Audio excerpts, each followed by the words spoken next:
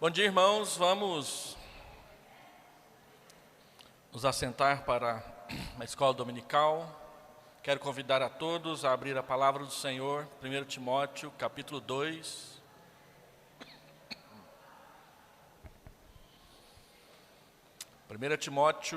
Capítulo 2. Eu vou ler até o verso 8. Acompanhe na sua Bíblia, eu estou lendo na Nova Versão Internacional. 1 Timóteo 2, verso 1 a verso 8. Antes de tudo, recomendo que se façam súplicas, orações, intercessões e ações de graças por todos os homens, pelos reis e por todos os que exercem autoridade, para que tenhamos uma vida tranquila e pacífica, com toda a piedade e dignidade. Isso é bom e agradável perante Deus, nosso Salvador, que deseja que todos os homens sejam salvos e cheguem ao conhecimento da verdade.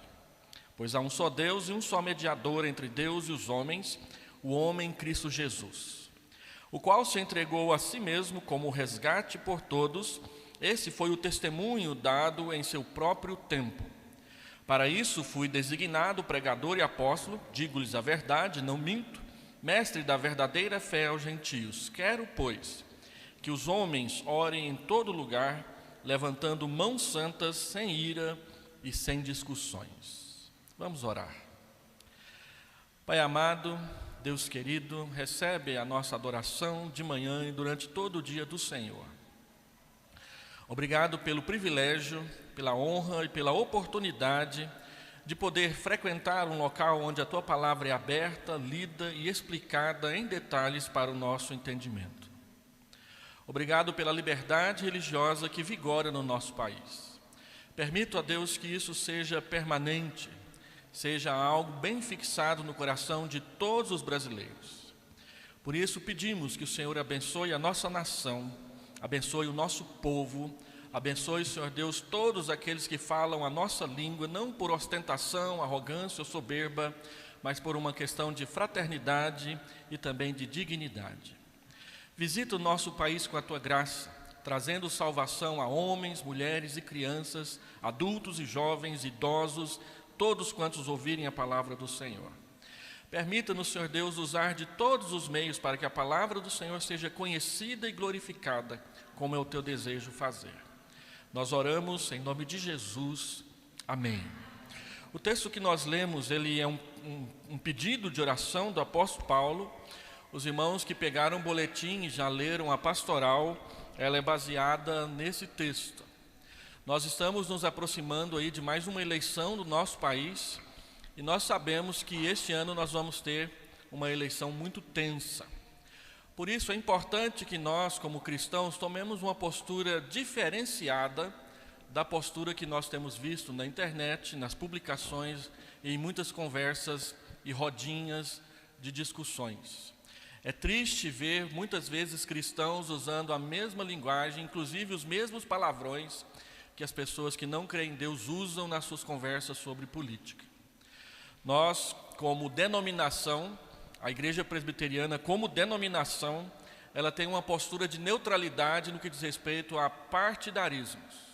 No entanto, os membros da igreja são livres para decidirem e escolherem conforme a sua consciência. O que nós esperamos é que a consciência de cada cristão seja conduzida pela palavra do Senhor.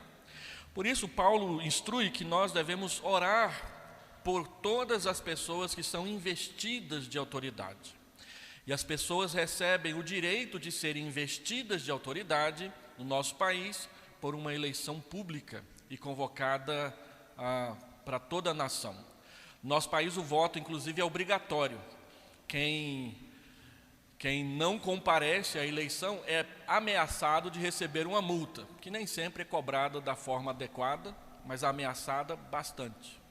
E alguns que se mantêm longe das urnas por muito tempo têm, inclusive, seus títulos de eleitores cassados, o que implica em não ter condição, inclusive, de fazer concursos federais no nosso país.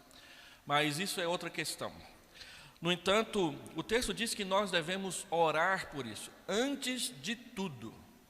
Antes de discutir, antes de tomar partido, antes de defender ardorosamente este ou aquele ou aquela candidatos, a palavra de Deus diz que nós devemos orar pelo nosso país.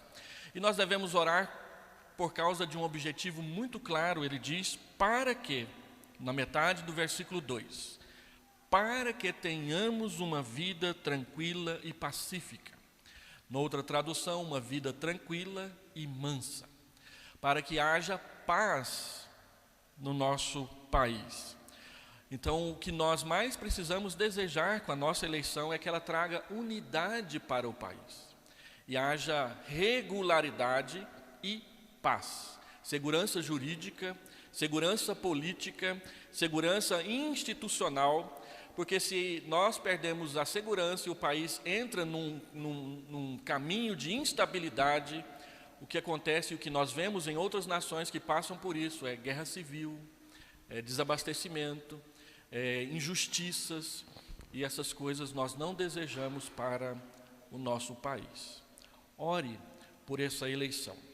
Por isso também nós queremos recomendar aos irmãos que, ao falarem de candidatos nas mídias sociais, não usem os grupos oficiais da igreja para isso. Na última eleição nós tivemos várias intrigas entre os irmãos porque escolheram este ou aquele candidato, e eu me lembro que algumas publicações ofensivas acabaram sendo colocadas, e isso não faz bem para a nossa fé, não faz bem para a nossa fraternidade. Se você deseja enviar, faça-o pessoalmente, individualmente, mas não fique publicando nos grupos oficiais da igreja, dos ministérios da igreja. Além de ter aquela turma que sempre reclama das publicações, ainda muitas vezes nós acabamos excedendo no limite, e às vezes nós achamos que não tem nada a ver, mas como a outra pessoa é de outra linha política, isso pode ofendê-la desnecessariamente. Nós temos todo o direito de conversar e propor e até fazer cabo eleitoral para uma pessoa ou outra, mas façamos com consciência, com sensibilidade e com lucidez acima de tudo. Que Deus abençoe a igreja do Senhor nesse período de eleição e que nós possamos atravessá-la em paz. Vamos louvar